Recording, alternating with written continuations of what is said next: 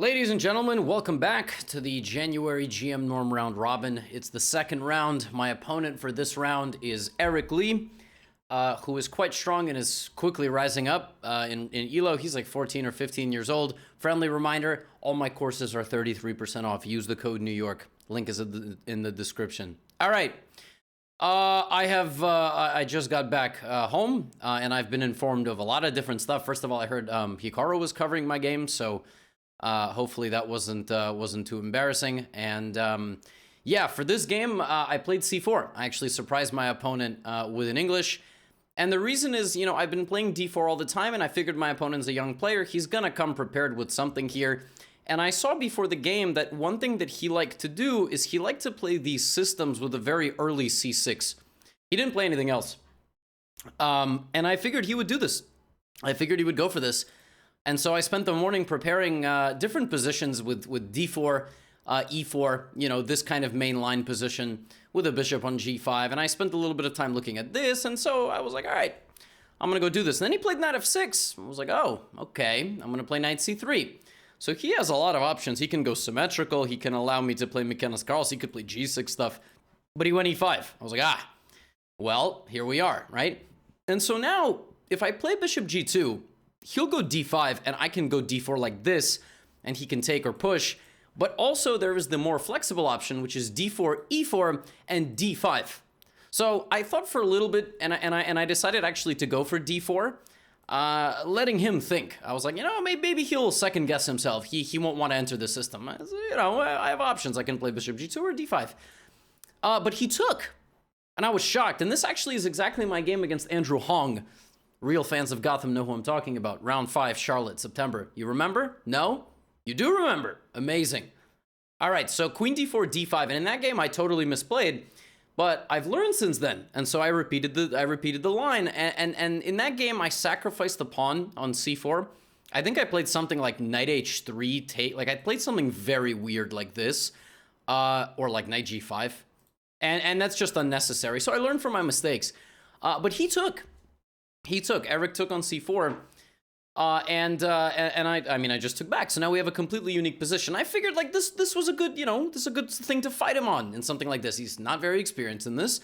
Neither am I, but yeah, position's a little easier to play with white. More opportunity to take center space, very strong bishop. He should go like, you know, put his bishops out, castle. I'll bring my pieces out. That's what happened. And here he thought for a while, and he played a move which did not look right. He played queen c8. Now, queen c8, it's not early. It's like too early in the game for a position to just be like dead lost. Yo, what is my camera doing? Like, what is this lighting? It's too early for a position to be dead lost. But it's very clear to me he wants me to move my knight so that he could go trade off my light-squared bishop, which is just a standard thing to do, right? Also, maybe if he plays bishop e7, I'm gonna go here. I don't know. Maybe I'm gonna get edgy. You know, castle, knight f4, knight g5. It's like a weird way to get to his bishop. So he was like, no, we're not going to have that queen c8. And I realized I can set a trap. I mean, it's not really a trap. It's more like I'm acknowledging his plan. Whoop, that is not the right diagonal. I'm acknowledging his plan, and I'm saying it's bad. So I played knight f3, and I'm like, he's really going to play bishop h3 here? Here's the problem. He's spending a ton of time not developing, right? So he actually did go for bishop h3. Now, my first thought was just castle, right? Like, just, okay, and what has he accomplished? I mean, I'm just playing normal natural moves, right? I just have a big lead in development. I'm going to go e4, blah, blah, blah.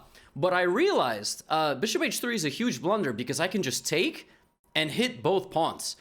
And this is the major problem here. I am about to unleash hell on his position because if he goes back to e6, I just take b7. If he goes back to d7, knight e5 looks really good, and it is probably, you know, queen c7, I have this lined up. If he goes here, I have danger levels. I can hit him with this beautiful move, hit his queen, hit his knight. Like, he's getting beat up. King e7, I sack my knight, right? I win his queen. Crazy. If he plays all the way back to c8, and by the way, that's not the only thing. I can also go bishop g5, hit his knight to damage his structure, and rook d1. So I'm going to have 5 pieces playing in the game before he even gets like a third one, right? And if he goes all the way back to c8, bishop g5 is what I was going to play, or maybe knight g5. I don't know. Knight e5, right? Same thing. And if he plays this move, I was so excited to play this. I don't think he missed this move. I just think he kind of realized that everything else was completely terrible, and this was like slightly less terrible. Here I have one of the coolest moves I've ever played, which is Kabam. That is just such a satisfying move to play. Yeah, and I mean, you know, this is why the video is called what it's called, because just have a laugh with Queen F7. Now, Knight G5 is the same idea, but it doesn't work because he just comes back. This is more forcing. So I sack the queen and I win this. And now I'm sitting there like, well, I'm a pawn up. I mean, obviously I have to, I have to stay focused. He plays Knight D7. I have like 7 moves here and I'm up 30 minutes on the clock. So, do I push my pawns? Like, do I move my pieces? I'm like, you know what? I'm just going to castle, right? He's also speeding up. So he's playing faster. He understands the situation. He plays bishop b4, and part of me wanted to just ignore this completely. Obviously, what he wants here is to damage my structure, maybe, advance with his pawns, create weaknesses, because he's a pawn down, create some weaknesses to get some counterplay against this, create imbalance. And I thought about playing a4, and then I thought about playing just the very simple bishop d2, which is what I settled on. I also thought about ignoring this by bringing my rook to the middle. There are so many good moves.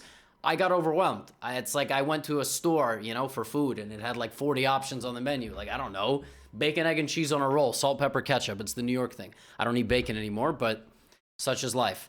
I didn't know what to do, so I played bishop d2, and I actually calculated that he was going to bring his knight and his rook. So he was going to play knight e5, and he was going to play rook d8. And I was just ready, I'm going to play rook d1, b3, a4, something. At some point, I'm going to get this a4 move. And I thought, look, like, as long as I can keep my bishop protected from this bishop, I should be fine. Knight b6, knight c4, not concerned. I go b3, and he played knight b6. Now, my first instinct here, absolute first instinct, just go here. Just play knight e4, shut up, play knight e4.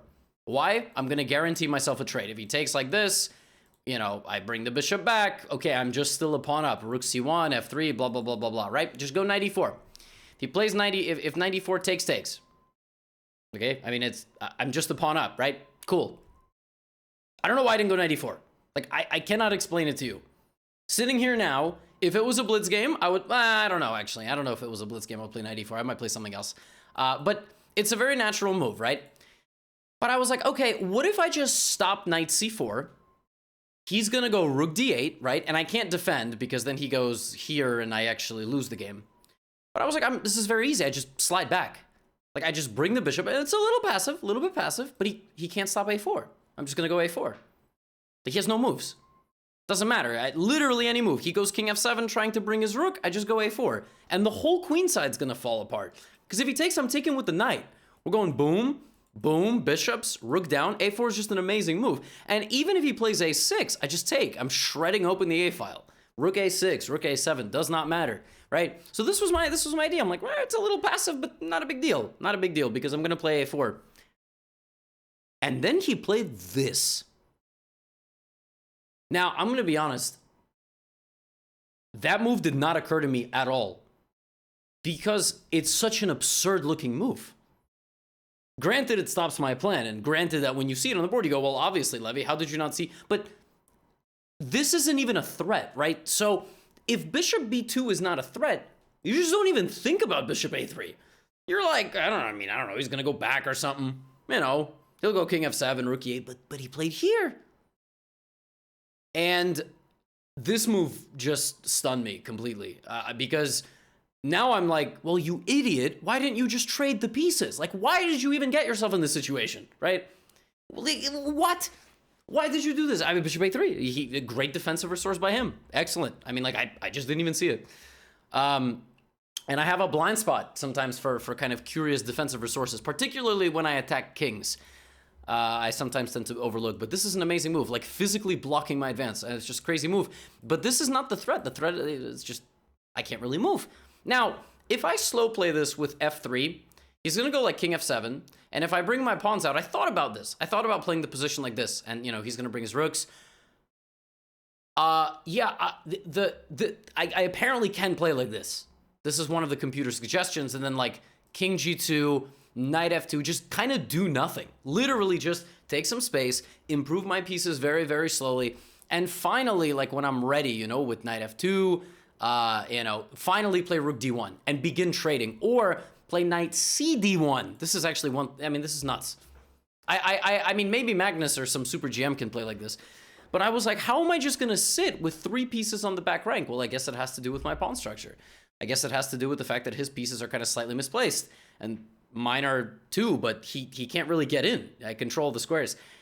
You know, but once he played bishop a3, I thought, okay, so I got to come up with something, right? So my first idea was trap the bishop, rook b1 and b4. But I completely hallucinated the fact that he's not even trapped. Like, if I play rook b3, he can go, first of all, he can go bishop c1. And second of all, I thought that I'm trapping his bishop. He just goes here. This is so insulting. His bishop is just hanging out, teasing my rook. I just thought I was trapping his bishop. I'm not. I'm like, okay, I can't play b4. That's completely stupid, right? So rook b1 is not going to work.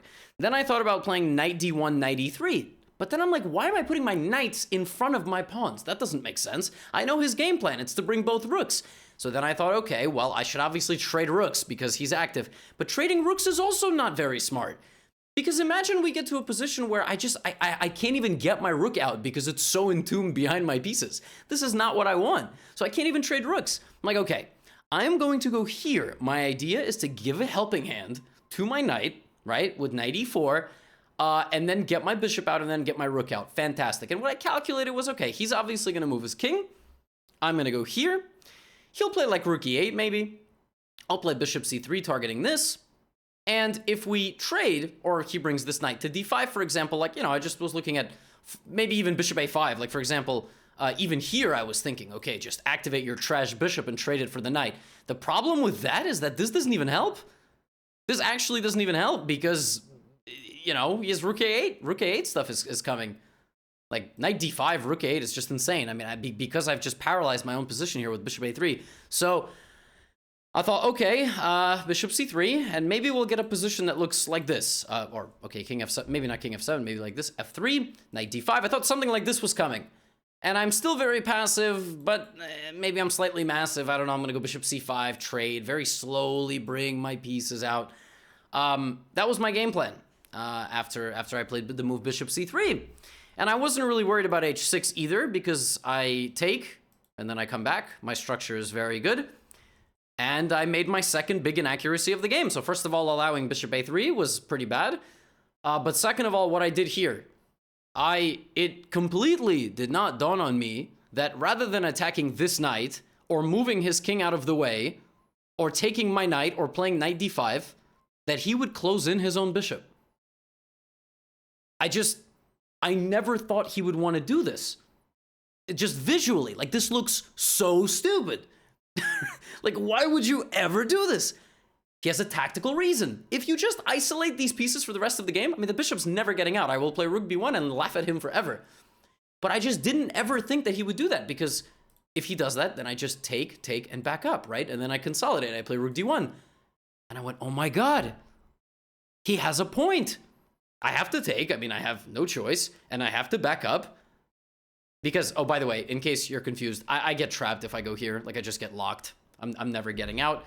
I back up. He has a point. He's going to justify this b pawn. He's going to put the knight on c3. By putting the knight on c3, he hits both my weak pawns. He levers his b pawn to promote, and he's going to get his rook into d2. Knight c3 is coming. I don't have time. I don't have time to consolidate everything like this. You know, because my e2 pawn is hanging. If I lose e2, I'm not even up a pawn anymore. Then his bishop gets out, it's a disaster. It's probably equal, but the momentum of the game is shifting completely. I'm just laughing at this point. I'm like, ha ha, I'm gonna lose. I'm gonna lose a game where I was up a pawn on move 14. This is just absolutely insane. I'm not, you know, I'm not sitting there crying about it. I'm actually laughing. I'm having a good time. I'm laughing because it's just a human condition, you know? It's just a human condition. I've accepted that I'm in on this journey to try my very best, and I do, and sometimes it's just not good enough at all, and, you know, sometimes that's just life. Sometimes that's just life. It's just absolutely not good enough at all. I'm hoping one day it will be. So I came up with the defensive schematic here. I was going to play knight f4, and when he goes here, I was going to take, and play rook c1. So I was just going to give up the piece. My original idea, believe it or not, was to play knight d3, which loses, well, the point is I'm cutting off his rook, right? So I was going to go here, here, and king f1, and then slowly bring it and sacrifice my rook and win his pawn, and I'm happy. Except this loses in absolutely spectacular fashion. Kaboom, kabam, and curse splat. And somehow, that's it. I lose. Oops. Sucks to suck, stupid. Yeah, and so I went, okay, well, you know, I gotta sack my rook. And he's gonna take, I'm gonna win this, and I'm gonna have a knight and 2 pawns. I'm gonna have a knight and 2 pawns for his rook.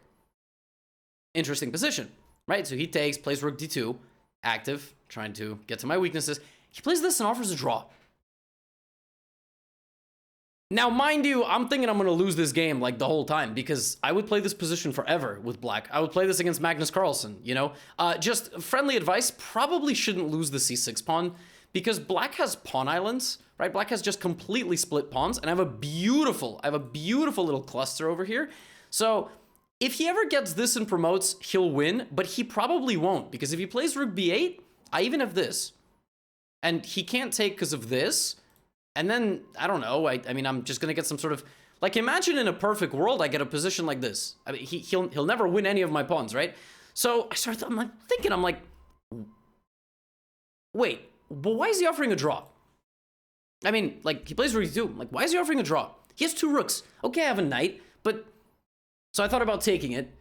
Then I thought that if I don't take it, I would get about 5 more minutes for this recap, maybe an ad break. No, I'm just kidding. I just thought, why is he offering a draw? Is he uncomfortable? Does he think that something is not good here? And sure enough, he played king d6. He didn't let me take c6, and I played a3. So I didn't lose my pawn, and he played a5. Now, at this point, what am I thinking about, right? I got maybe 9 minutes. He has like 5. I'm thinking, okay, if I lose some of these queenside pawns, I'm in trouble, right? If I get rid AB for AC, I'm in good shape because these pawns suck. Then I'm playing for a win. I can win one more pawn. I can win the game. I have to make sure my king and my pawns here stay safe. By the way, the wind is howling every now and then outside. I'm sorry if you can hear that. And of course, I shouldn't trade rooks. Trading rooks is game over, just so you understand. Like, a rook and a knight, beautiful, versus 2 rooks. Rook versus knight? Nah, trash. And my weak pawns. So I play e3. Here the engine gives a really idiotic continuation. He sacks his a pawn. And actually, I was going to go b4 anyway. But if I take... He has c5. I mean, what? But yeah, I mean, yeah, well, shut up. So yeah, be quiet. I played e3. My point was that if he plays rook b8 or rook e5 or rook e4, trying to go for my b pawn, at some point I'll push it, I'll play knight d3. That kind of setup I talked about earlier. So he played rook e5, I played b4, and he went for my pawn, I went here. And actually here I thought I messed up, because my original idea when I got here was to give him a check and play knight d3. I think this is very bad, because he pins me, and I can't move. So if I play king f1, he trades my rook. And I already talked about this. I'm pretty sure I want to avoid this. It's probably a draw, but I'm pretty sure I want to avoid this. And I got kind of scared, and then I went, wait a minute, but if he wins my b pawn, what if I win these pawns? And then I started really fantasizing. I'm like, what if he wins my b pawn, I win both his pawns, and then I get 4 connected passed pawns, and he goes with his c pawn. This is going to be a crazy ass game. Let's go. Check. Here. Takes. He goes rook d. I'm like, oh, this clever dude. This clever dude. He's not going to push his c pawn. There's a fork here, by the way, but it's check, so it's not really a fork.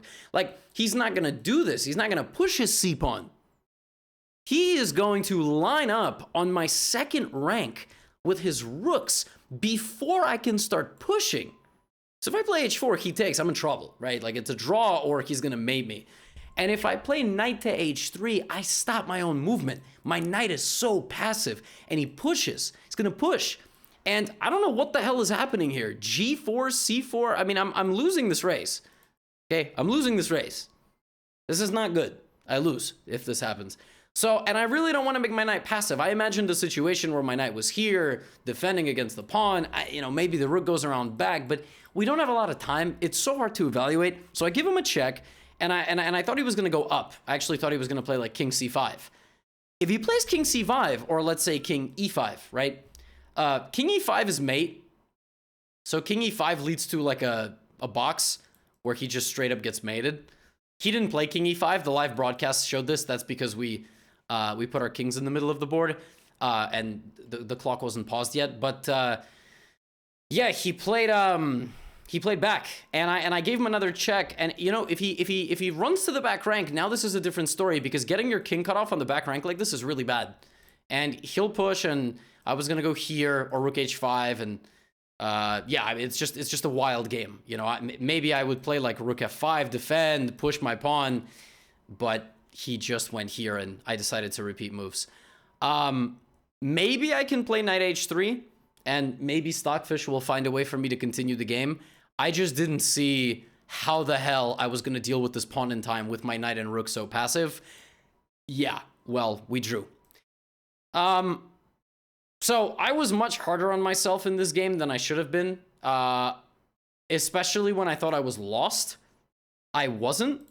So this was unpleasant, but it wasn't ever losing. I was convinced I would lose because of, well, I didn't. I mean, I knew I had to defend the position, but, you know, it really sucks when on move 15 or whatever, you land, you know, move 12. I mean, queen takes f7, dead winning on move 12.